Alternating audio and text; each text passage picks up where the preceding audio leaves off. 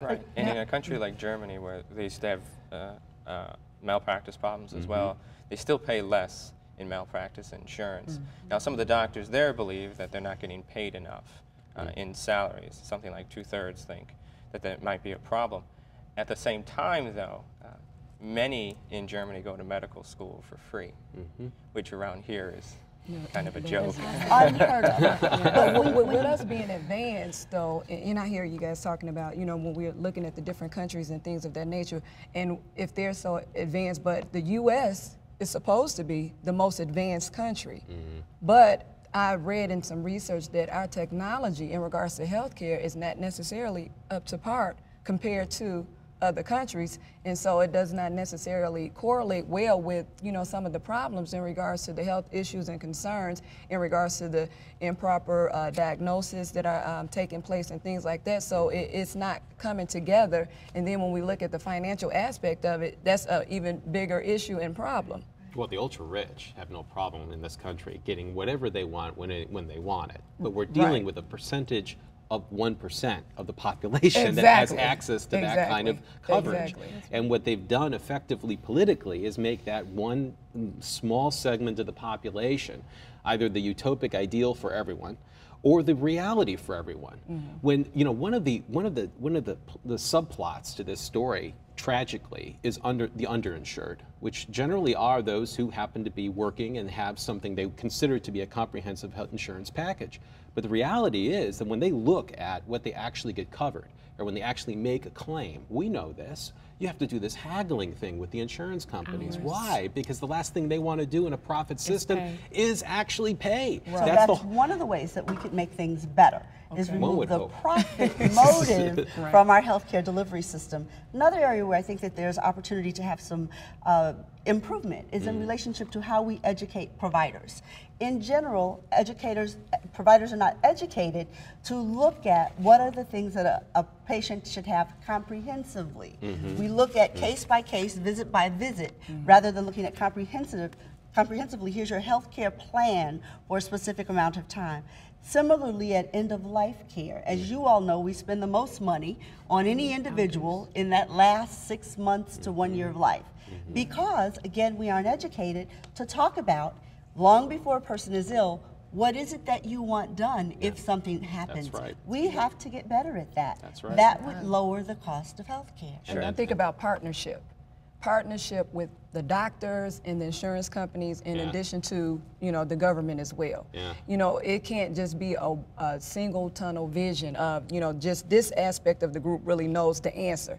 There's a multiple number of people that must be involved in regards to groups. You know, like you said, the healthcare providers, they need to be educated, because when they come to the table with other mandates and reports and different legal aspects of healthcare, they will be able to actually have a productive type of answer in regards to what can actually help the system thrive, and we can maintain a higher percentage of healthy people. I hear us talking like this, and I really, you know, and I agree 100%. But it sounds like the health insurance company, they know what they're doing. We would have to move toward prevention. But we have to try. Definitely persevering on that end-of-life issue and not doing the hospital thing, but realistically speaking, if you're moving more toward caring for loved one at home at the end of life issues, and then you're talking about removing someone who was in the workforce from the workforce to take care of that individual, our family unit and structure and network here in America is, you know, everybody works and they pay for someone else to take care of them. And so we're back to reimbursement. Yes. You can get dollars to have your loved one in a nursing home.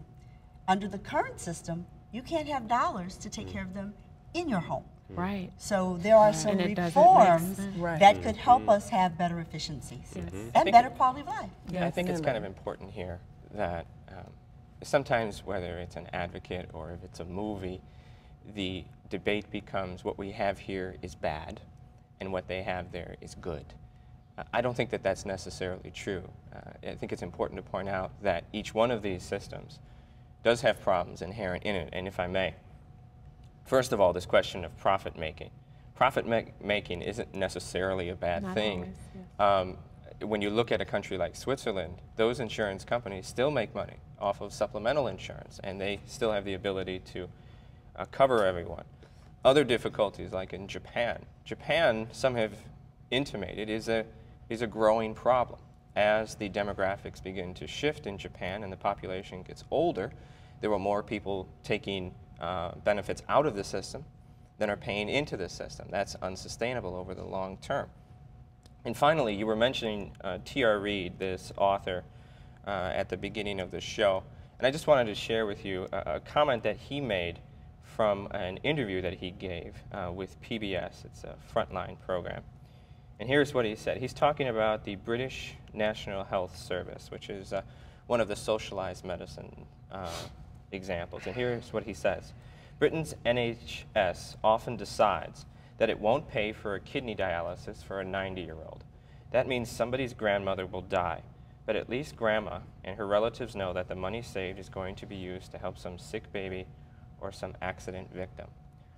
Who would like to place their grandmother in that position? Well, who's first? Here's who's first. It's the American people. The average American citizen is faced with rationing of health care coverage and health care support all of the time. I mean, the idea that we could just walk in and actually have and be able to pay, first of all, okay, for a dialysis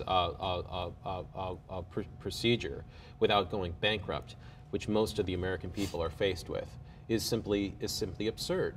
There is always a cost. The American people realize what that cost is in the most private realm. When we start to deal with what the British system may have, there are other, obviously there's all kinds of alternatives that are out there that would not have that kind of, well, British sort of stoicism, really, which is what that is. It's very cultural, right? I mean, just simply, chin up and, and have at it. There's nobody's going to replicate that. And certainly not, Jonathan, the French. The French have probably the best healthcare system in the world. They have a system of combined profit as well as combined coverage. It's very, very efficient. This kind of rationing doesn't happen.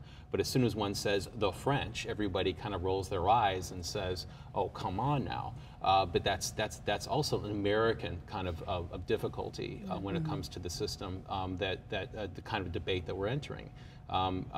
So yeah, there's no question that there are challenges. I think the basic question is not a moral one. I wish that were the debate, but it's not. It's really a question of efficiency and how are we going to best cover everyone. I think we're back to looking at comprehensive systems. As an example, with 90-year-old grandmother, does she have kidney failure because of untreated hypertension that wasn't diagnosed early and didn't get appropriate intervention? And what is the relationship with the provider that could have intervened early on? So I think we have to be comprehensive about our approach to where can we get efficiencies and where can we benefit from what we know works. And certainly prevention is one of those areas. And prevention is not cheap. Prevention costs dollars, but dollars on the front end to give you better quality of life at the other end. But this is the problem with the debate, though, it seems, because those kind of that approach is right. I mean, we know that preventive care works, but when you're dealing with something like a decision to live or die, especially for a loved one, okay, then it becomes a whole different question. Family members, as we know, will make very, very quick decisions to try to keep their loved one alive no matter what. But and the kind of discussion about preventive care is not going to help at that point.